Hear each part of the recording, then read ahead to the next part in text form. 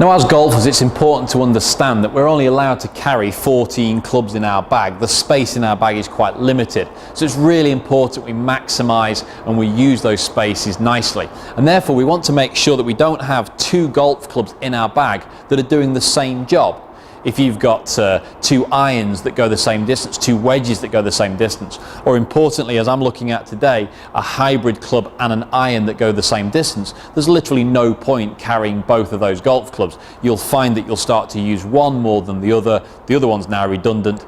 Get it out of your bag, make space for another club to come in your bag. Like I say, those 14 clubs in your bag are quite important spaces. We definitely don't want to have two clubs that do the same thing. So I've got my hybrid club here. I've got the Thomas Golf AT725 Hybrid. This is one with a square back and the beautiful alignment line straight on top. So as I set up to this one, point my alignment line dead at my target. I'm going to line up nicely. I'm going to knock it down there. That feels great off the face. And I'm going to measure how far that goes. That goes around about 200 yards worth of carry for myself. This is the 4 hybrid at 24 degrees of loft.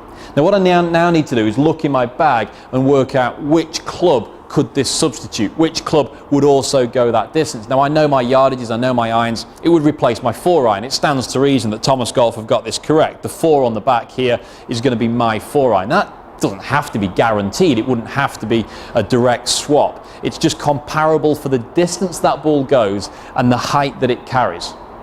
So if I'm hitting 4 irons on the golf course, I'm hitting them 200 yards, I could look at this club and think, well actually this goes more consistently, this goes straighter, this goes further, I can hit this in a better variety of different shots, and actually the club will go the same distance as my 4, so it's pretty much a straight swap.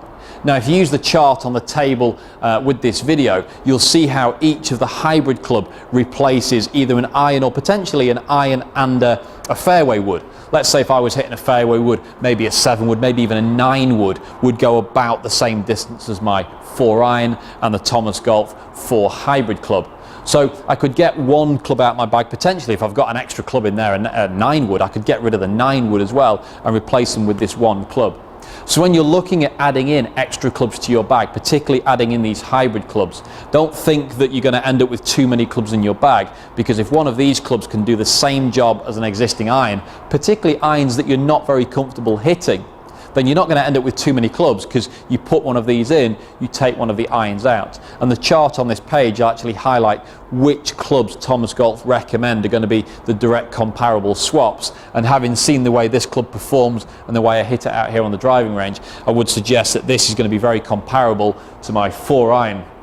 I could take my 4 iron out, put this in, I'd get the same distance. I might get an easier to swing club. I really like the alignment line on top, that helps me point in the right direction. So it might be worthwhile swapping one of the hybrid clubs for one of my irons.